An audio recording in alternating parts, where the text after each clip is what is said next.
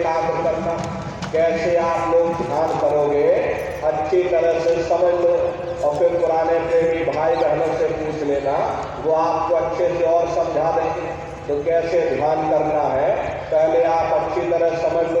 अपने अपने घरों में पलथी मार करके बैठ जाना, ढीले बदन से बैठिएगा।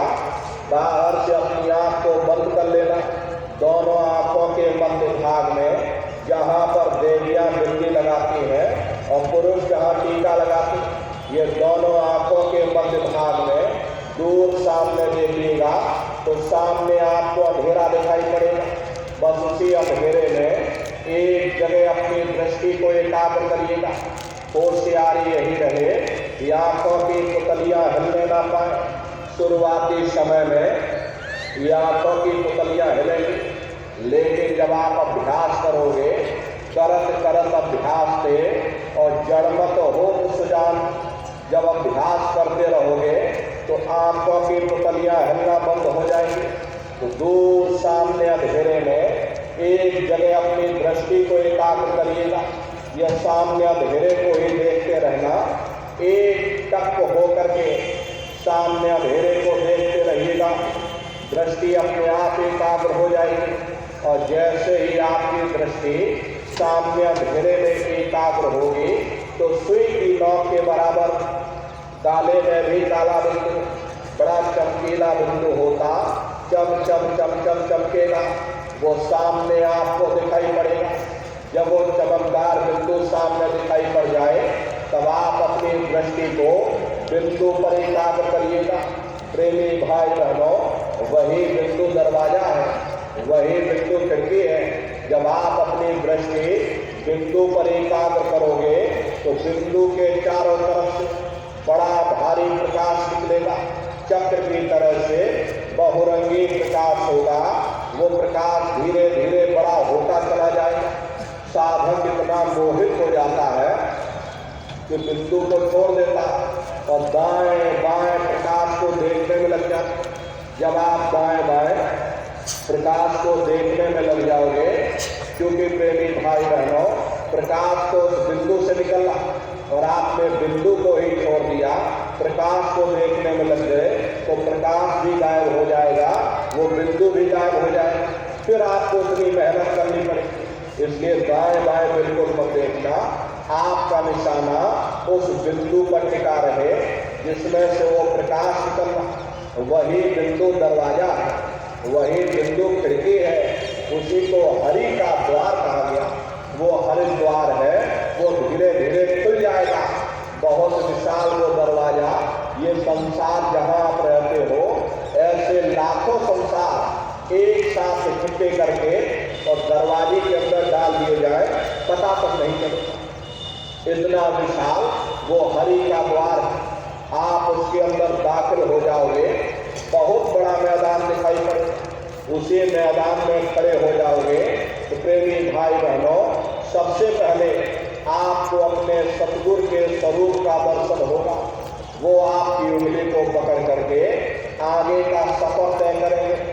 लेकिन सतगुरु के स्वरूप का दर्शन जब होगा, जब आप जय गुरुदेव नाम का स्मरण करोगे। यदि आपने स्मरण न किया, यदि आपने उनको याद न किया, तो जब आप उनको याद ही नहीं करोगे, जब आप स्मरण ही नहीं करोगे, तो भला वो आपको दर्शन क्यों देंगे। और जब आपको दर्शन नहीं होगा तो आप आगे का सफर तय नहीं कर पाओगे। इसीलिए जय गुरुदेव नाम का स्मरण आपको सबसे पहले कराया जाता। जब आप जय गुरुदेव नाम का स्मरण कर लोगे और फिर जब आप ध्यान पर बैठोगे और जब दरवाजे के अंदर दाखिल हो जाओगे तो उन्हीं के स्वरूप का आपको दर्शन होगा जिनका आप स्मरण कर रहे हैं, जिनको आप याद कर रहे थे, वही आपको अंतर में दिखाई देंगे। वो आपकी उंगली को पकड़ करके आगे का सफर तय करेंगे। तो ये है ध्यान करने का तरीका। एक बार फिर से समझ लो कैसे ध्यान करना है।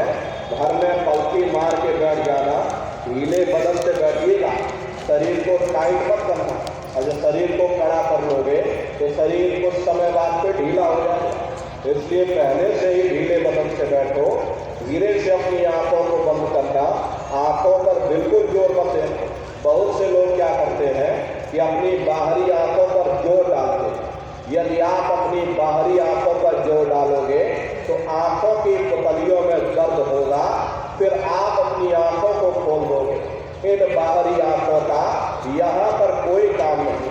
जैसे सोते समय धीरे से अपनी आंख को बंद करते हो, ऐसे ही धीरे से अपनी आंख को बंद कर लेना। दोनों आंखों के मध्य भाग में दूर सामने देखिएगा, अंधेरा दिखाई पड़ेगा। बस उसी अंधेरे में एक जगह अपनी दृष्टि को एकाग्र करिएगा, उस अंधेरे को ही देखते रहना। उस समय किसी के बारे में सोचिएगा नहीं, किसी के बारे में विचार मत करिएगा। अपने शरीर को बिल्कुल हिलाना डुलाना नहीं। मान लो मन आपका कहीं भागता है, उसको खींच करके लेके आओ, फिर सामने अंधेरे को देखते रहो। प्रेमी भाई बहनों, जब आप उस अंधेरे को लगातार देखते रहोगे, टकटकी लगा करके सामने अंधेरे को लगातार जब देखते रहोगे तो आपकी दृष्टि अंधेरे में एकाग्र हो जाएगी। और जैसे ही आपकी दृष्टि उस अंधेरे में एकाग्र होगी तो सुई की नोक के बराबर वो काले में काला बिंदु चम चम चम चम चमकेगा, जो सामने आपको दिखाई पड़ जाए। और जब चमकदार बिंदु सामने दिखाई पड़ जाए तब आप अपनी दृष्टि को उस बिंदु पर एकाग्र कर लेना। वही बिंदु दरवाजा है, वो बिंदु खिड़की है, वो दरवाजा खुल जाएगा, ये शिव नेत्र खुल जाएगा, ये दिव्य दृष्टि खुल जाएगी और आप दरवाजे के अंदर दाखिल हो जाओगे। एक बात मेरी भाई बहनों, ये दिव्य दृष्टि खुल जाए तो क्या भूत और क्या भविष्य और क्या वर्तमान कोई भेद गुप्त नहीं रहता। लाखों वर्ष पहले क्या हुआ था, भविष्य में क्या होने वाला, बैठे बैठाए आप सब कुछ जान सकते हो। तो प्रेमी भाई बहनों, ये ध्यान करने का तरीका है। और तीसरा है भजन। भजन कैसे करोगे, अच्छी तरह से समझ लो। प्रेमी भाई बहनों, अपने आंख और कान को बंद करना, ये दोनों उंगली कानों में डाल करके ये कानों को बंद कर देना। कान इसीलिए बंद किए जाते हैं ताकि बाहर की कोई आवाज आपको सुनाई न पड़े। अपनी सुविधा के अनुसार बैठिएगा। कुर्सी पर चाहे कुर्सी पर बैठ जाओ, सोफे पर चाहे सोफे पर बैठ जाओ, या कोई कड़ा तकिया यहाँ पर रख लो और दोनों कोहनी कड़े तकिए के पास रख करके फिर दोनों उंगली कानों में डालकर कानों को बंद करो। जैसे आपको ठीक लगे अपनी सुविधा के अनुसार, लेट कर चाहो तो लेट कर करो, बैठ कर चाहो बैठ कर, जैसे आपको ठीक लगे। अब बहुत सी हमारी माताएं बहनें हैं, बूढ़े बुजुर्ग हैं, आपके घुटनों में दर्द होता या रीढ़ की हड्डी में दर्द होता, अरे भाई आप बैठ कर नहीं कर पाते तो आप लेट करके करिए। ऐसे सीधे लेट जाओ और लेटे लेटे आंख और कान को बंद कर लो। लेकिन ध्यान रखिएगा कि कहीं लेटे लेटे सो नहीं, तो अपनी सुविधा के अनुसार बैठिएगा, चेक करके बैठिएगा होशियारी के साथ में, ताकि सोना जागते रहो, अंदर से जागना पड़ेगा। इसलिए प्रेमी भाई बहनों, लेट कर बैठ करके ये दोनों उंगली कानों में डाल के कानों को बंद कर लेना। और यही तो कहा गया कि आंख कान मुख बंद कराओ, अनहद भिंगा शब्द सुनाओ। यानी पहले अपने आंख को बंद करो, अपने मुख को बंद करो, ये दोनों उंगली कानों में डाल करके ये कानों को बंद कर लो और ऊंचे से ऊंचा ध्यान दे करके उस आवाज को सुनने की कोशिश करो। प्रेमी भाई बहनों, जब आप अपने कानों को बंद करके ऊंचा ध्यान दे करके सुनोगे तो आपको ऐसा अनुभव होगा कि कहीं सीटी जैसी आवाज हमारे कानों में गूंज रही, हर एक को सुनाई पड़ेगी।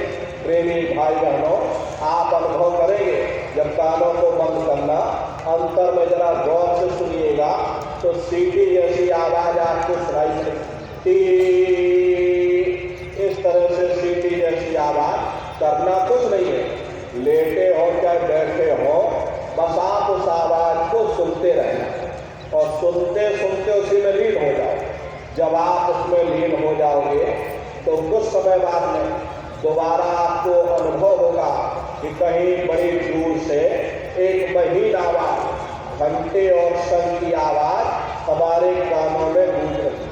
जैसे मंदिरों में घंटियां बजती है, टन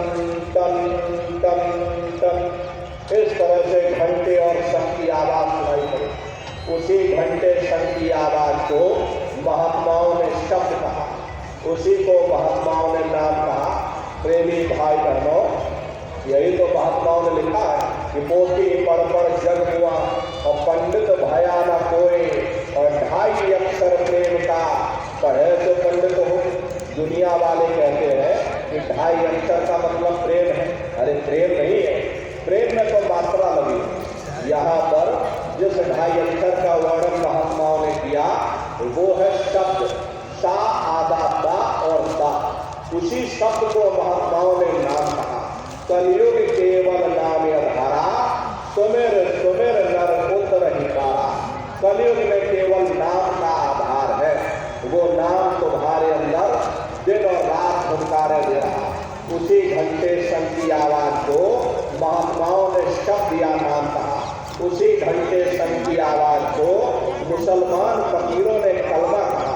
उसी घंटे संग की आवाज को ईसा मसीह साहब ने वर्ड या लागत कहकर याद किया। उसी घंटे संग की आवाज को गुरु नानक साहब ने धुन की वाणी, अनहद वाणी कहकर याद किया।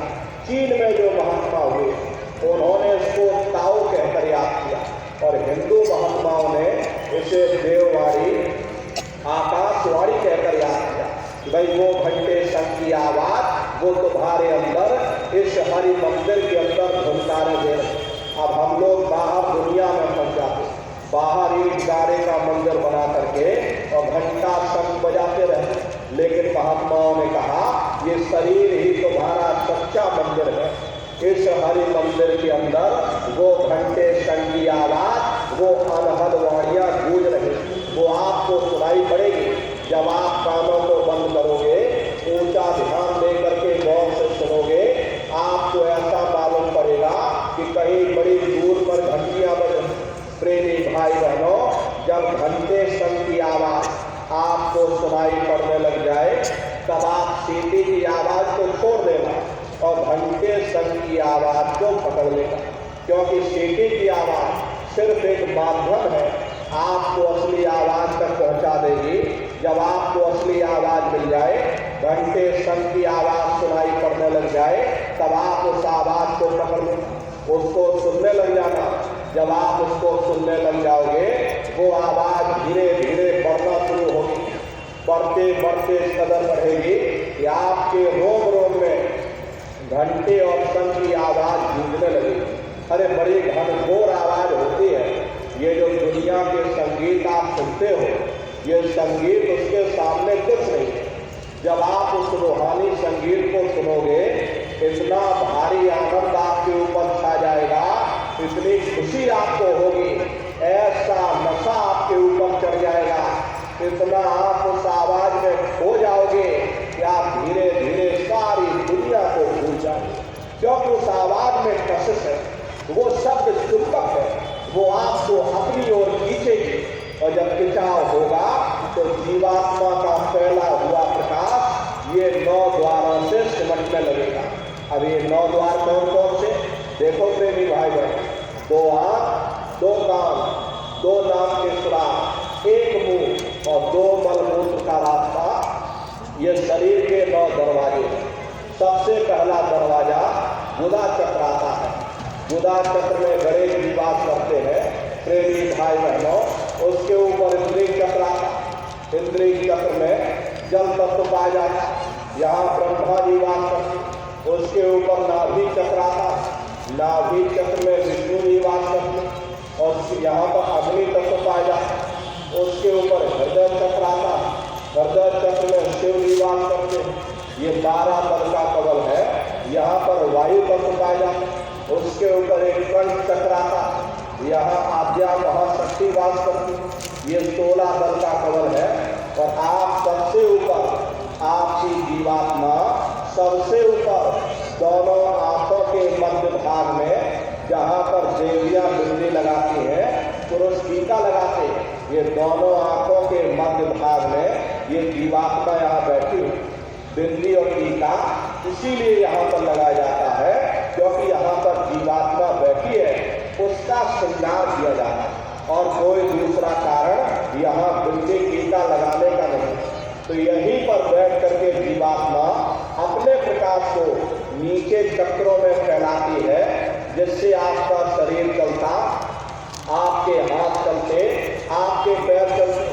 जब आप भजन करोगे, घंटे शंख की आवाज को सुनोगे, तो उस आवाज में कसक है, वो शब्द आपको अपनी ओर खींचेगा, और जब खिंचाव होगा तो जीवात्मा का फैला हुआ प्रकाश ये 9 द्वारों से सिमटने लगेगा, और 9 द्वारों से सिमट करके ये दोनों आंखों के मध्य भाग में जहां जीवात्मा बैठी है, इसी को 10वां द्वार कहते हैं। तो यहीं पर आकर के जीवात्मा का पूरा प्रकाश इकट्ठा हो जाएगा, और जैसे ही जीवात्मा का पूरा प्रकाश यहाँ पर दोनों आंखों के मध्य भाग में आकर के इकट्ठा हुआ, तुरंत शब्द जीवात्मा को खींच करके इस शरीर से बाहर कर देते।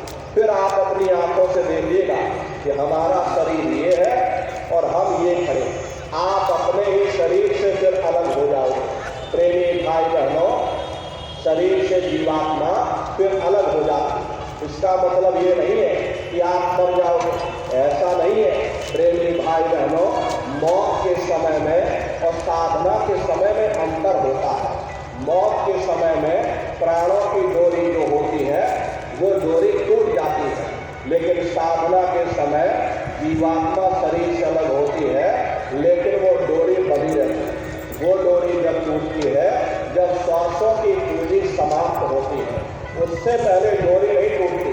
जीवात्मा शरीर से अलग हो जाएगी और फिर ब्रह्मांडों की सैर करेगी। शरीर रूपी घोंसले से ये जीवात्मा निकल करके और ब्रह्मांडों की सैर करती है, उसी शब्द को पकड़ करके, क्योंकि शब्द को पकड़ कर ये जीवात्मा आई थी, तो उसी शब्द को पकड़ करके ये जीवात्मा ब्रह्मांडों की चढ़ाई करेगी। प्रेमी भाई बहनों, ये सूरज चांद सितारों को पार करने के बाद में सबसे पहले जो आपको लोक मिलेगा, उसे महात्माओं ने शिवलोक कहा। शिवलोक तमोगुणी स्थान है, वहाँ के मालिक शिव जी है, वो पार्वती जी के साथ उस लोक में विराजमान है। शिव जी का दर्शन करने के बाद फिर तुम्हारी ये जीवात्मा शब्द को पकड़ करके फिर जब ऊपर की ओर चढ़ेगी, उसी के ऊपर आपको ब्रह्मा जी का लोक मिलेगा। ब्रह्मा जी का लोक वो रजोगुणी स्थान है, वहाँ के मालिक ब्रह्मा जी हैं, वो गायत्री, सावित्री और सरस्वती के साथ में उस लोक में विराजमान है। और ब्रह्मा जी का दर्शन करने के बाद फिर घंटे शंख की आवाज को पकड़कर फिर जीवात्मा ऊपर चढ़ेगी। घंटे शंख की आवाज को पकड़ करके रखना पड़ता है। यदि आपने उस आवाज को छोड़ दिया तो सेकंड भर आपको नहीं लगेगा, धड़ाम से आप अपने शरीर में आ जाओगे और इन बाहरी आंखों को खोल दो। कभी कभी साधक शब्द को छोड़ देता, क्योंकि उन लोगों में पहुंच करके इतने सुंदर सुंदर दृश्य दिखाई देते हैं, सुंदर सुंदर बाग बगीचे, सुंदर सुंदर महल दिखाई पड़ने लग जाते हैं। इस साधक का मन करने लगता बस हम सारी जिंदगी अब इन्हीं जंगलों में, इन्हीं पहाड़ों में, इन्हीं महलों में रहने लग जाए। ऐसी दशा में साधक अपने गुरु को छोड़ने का भी मन बना लेता। गुरु से कहता है नहीं, आप यहाँ से चले जाओ, मुझको बस यहीं रहने दो। लेकिन गुरु होते हैं वो साधक को पकड़े रहते। प्रेमी भाई बहनों, ऐसी दशा में साधक शब्द को छोड़ देता, और जैसे ही आप शब्द को छोड़ोगे तुरंत अपने शरीर में फिर प्रवेश कर जाओगे। तो शब्द को पकड़ करके रखना पड़ता है। तो प्रेमी भाई बहनों, ब्रह्मा जी का दर्शन करने के बाद फिर घंटे शंख की आवाज को पकड़ करके फिर जब आप ऊपर की ओर चढ़ोगे, उसी के ऊपर आपको विष्णु लोक मिलेगा। विष्णु लोक सतोगुणी स्थान है, वहाँ के मालिक विष्णु जी हैं। उनका बड़ा मनमोहक स्वरूप, उनकी 4 भुजाएं हैं और चारों भुजाओं में शंख, गदा, पद्म और चक्र सुशोभित। और आप क्षीर सागर में लक्ष्मी जी के साथ विराजमान। ये तीनों देवता ब्रह्मा, विष्णु, महादेव अपने अपने लोक में बैठकर राज कर रहे। एक रचयिता है जो हम जीवों को रचता है, एक पालनहार है जो हम जीवों को पालता है, एक संहार करता जो जीवों को नष्ट कर देता। पर एक का काम है घड़े को बनाना, एक का काम है घड़े की सुरक्षा और एक का काम है घड़े को तोड़ देना।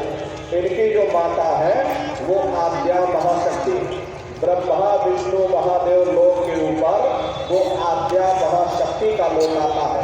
उसी लोक को पार करने के बाद सबसे पहला खंड पड़ता, या यूँ कह लीजिए कि पहला देश पड़ता है, जिसे महात्माओं ने सहस्र दल कवल कहा है। वो राजधानी है। ये ब्रह्मा विष्णु महादेव प्रेमी भाई बहनों, सहस्र दल कवल ये सबसे ऊपर है। वहाँ के जो मालिक हैं वो निरंजन भगवान, निरंजन भगवान। इन्हीं को दुनिया त्रिलोकी नाथ कहते। ये ब्रह्मा विष्णु और महादेव ये निरंजन भगवान के ही पुत्र हैं। और ये आद्या महाशक्ति ये निरंजन भगवान की अर्धांगिनी, और निरंजन भगवान स्वयं तीनों लोकों के मालिक हैं। इन्हीं को त्रिलोकी नाथ कहा जाता है। यही सतपुरुष भगवान के सबसे छोटे पुत्र हैं, जिन्होंने वरदान के रूप में जीवात्माओं को मान लिया और कर्मों का विधान बना करके जीवात्माओं को संसार में फंसा दिया, ताकि कोई जीवात्मा यहाँ से निकलने न पाए। ये वही निरंजन भगवान। इन्हीं को त्रिलोकी नाथ कहा जाता। हिंदू इन्हीं को परमात्मा कहते, मुसलमान इन्हीं को खुदा कहते। घंटे और शंख की आवाज़ जो हर इंसान के अंदर गूंज रही, वो आवाज़ इन्हीं के मुखार बिंद से हो रही। निरंजन भगवान का जो स्वरूप है वो ज्योतिष स्वरूप है। हजार बाती की अखंड ज्योति वहाँ पर बराबर जल रही।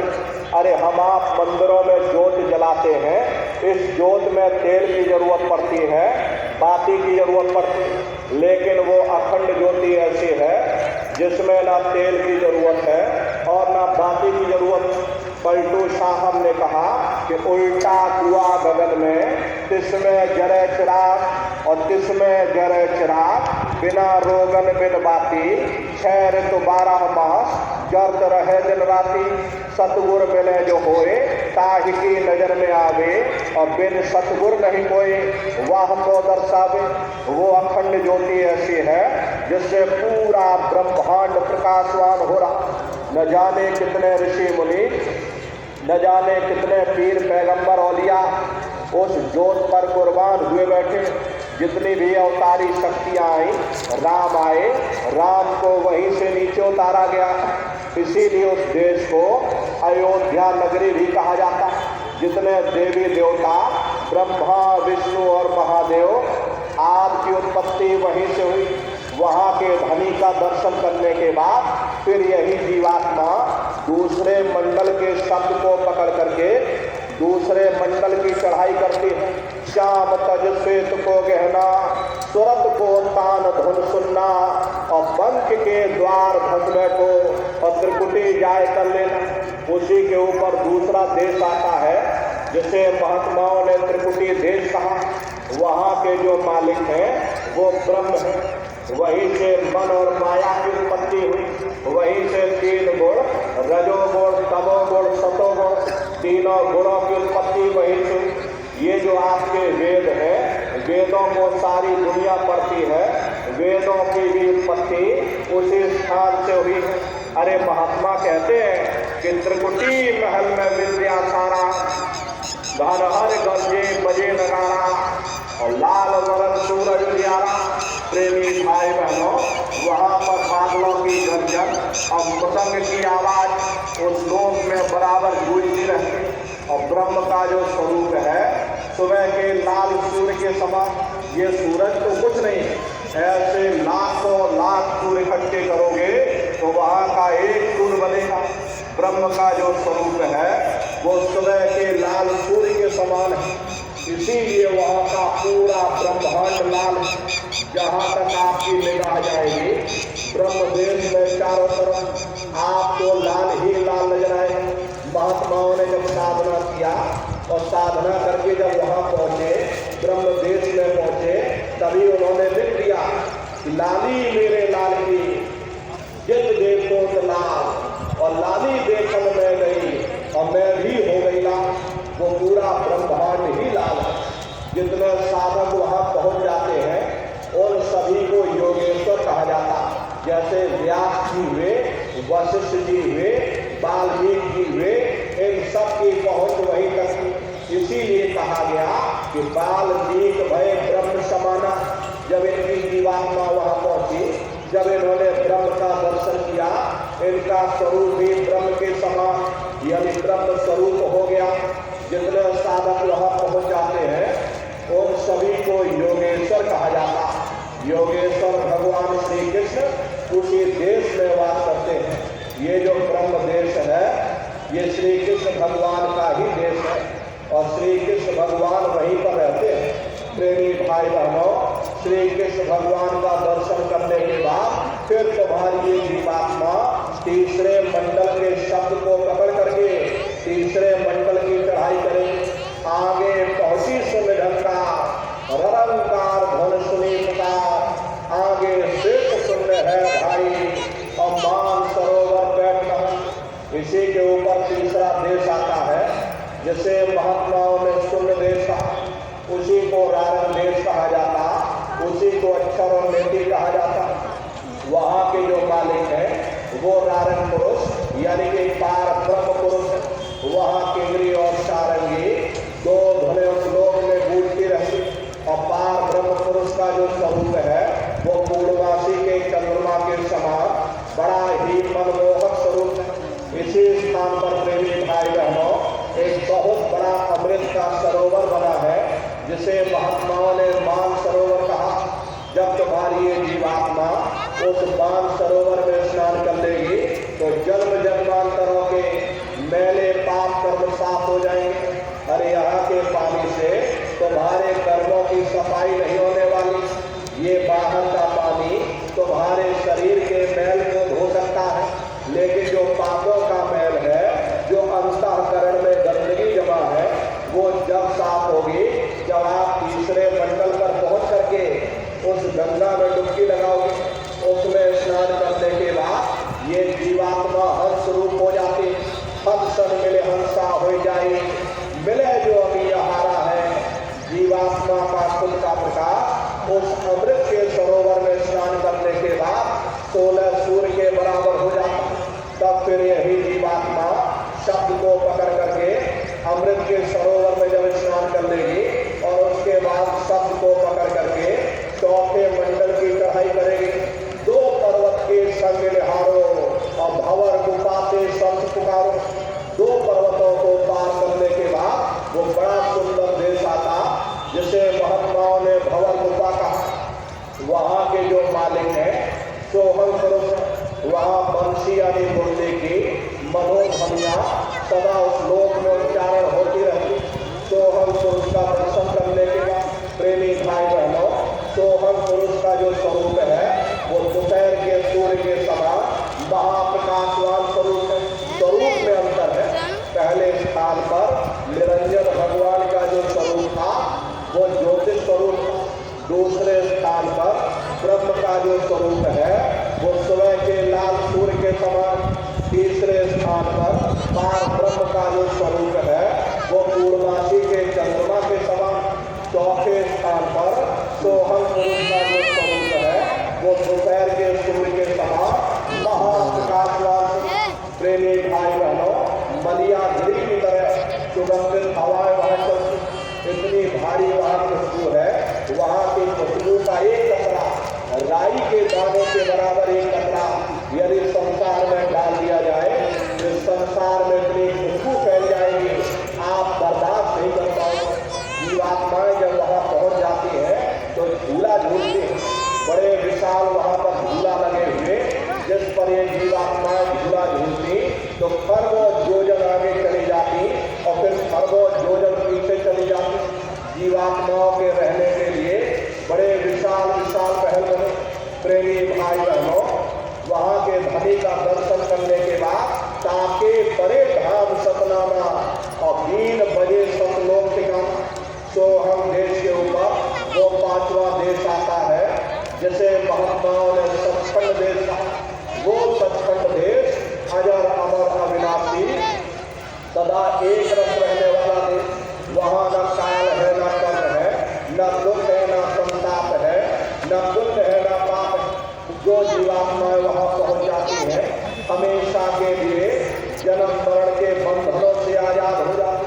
वही हमारे आपके सच्चे मालिक, वही हमारे आपके सच्चे पिता है। अरे हमको आपको वरदान के रूप में वही से नीचे भेजा गया।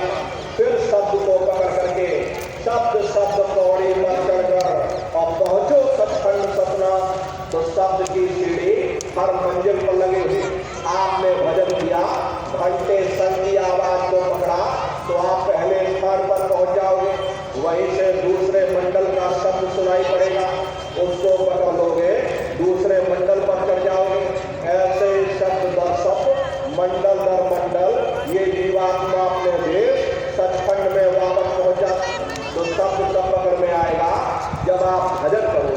और भजन कैसे किया जाएगा, एक बार फिर से आप समझ, ये आंख और कान को बंद कर लेना, ऊंचा ध्यान दे करके गौर से सुनिएगा। सीधी जैसी आवाज मिलेगी उसको पकड़ लेना, उसको ध्यान दे करके सुनते रहना, लेकिन मन को रोकने की कोशिश करना। ऐसे समय पर आपका ये मन जरूर भागेगा। आप अपने आप को कितना भी अंधेरी कोठरी में बंद कर लो, अरे शरीर बंद पड़ा रहेगा लेकिन मन आपका सारी दुनिया में भ्रमण करेगा। अब यहाँ बैठे हो, किसी का मन पानी पीने का करना, किसी को नाश्ता करने जाना, कोई घर परिवार छोड़कर आया दुकान बंद, शरीर बेचारा यहाँ बैठा, मन घर परिवार में, कोई दुकान दफ्तर में भागता फिर रहा। तो प्रेमी भाई बहनों, ऐसे भजन से कोई लाभ नहीं है। जिन्होंने मार मन डाला उन्हीं को सूरमा कहना। अगर दुनिया में कोई हमारा दुश्मन है वह केवल हमारा मन है।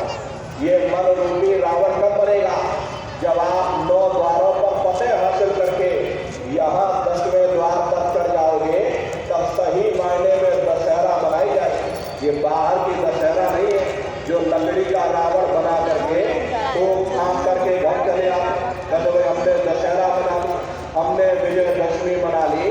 महात्मा ने कहा था कि सही मायने में तुम दशहरा कब मनाओगे, तुम विजयदशमी कब मनाओगे, जब तुम 9 द्वारों पर फतेह हासिल करके यहाँ 10वें द्वार पर चढ़ जाओगे, तब सही मायने में विजयदशमी मनाई जाएगी।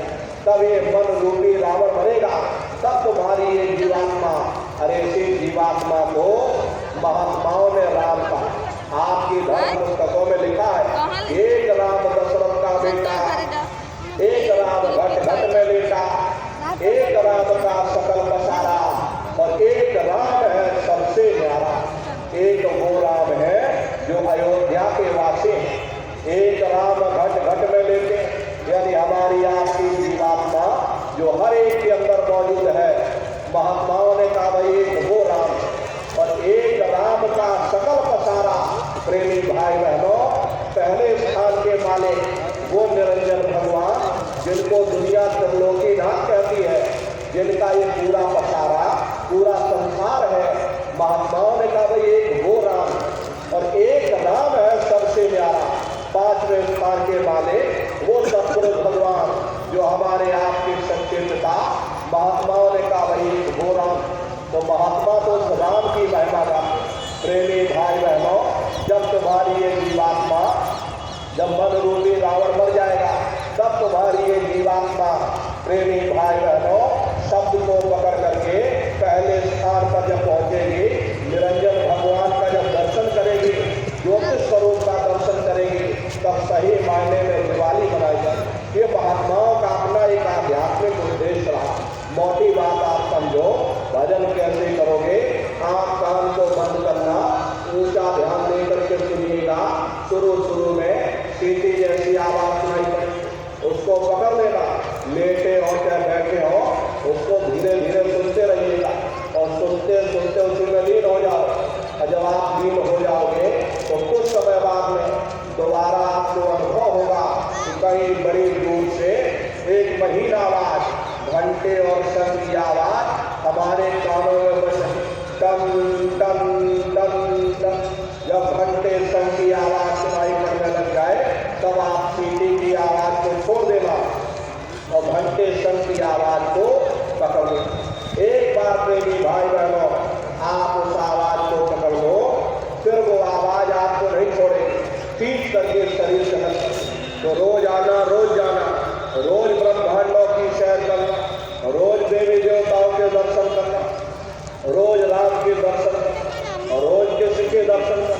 अभी तो आप बाहर की क्रियाओं में फंसे हो।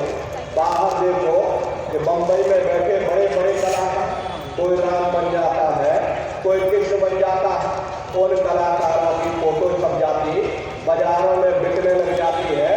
आप उन फोटो को खरीद करके घर के कोने में टांग लेते हो। सुबह शाम नहा धो करके पूजा आरती कर। प्रेमी भाई बहनों, वो बंबई में बैठकर मुर्गा मुर्गी खा रहे, तुम घर में उनकी पूजा कर रहे। कितनी बड़ी अज्ञानता है। महात्माओं ने कहा भाई राम भी तुम्हारे अंदर, कृष्ण भी तुम्हारे अंदर, चलो अंदर चलो। अंदर चल करके उनका साक्षात्कार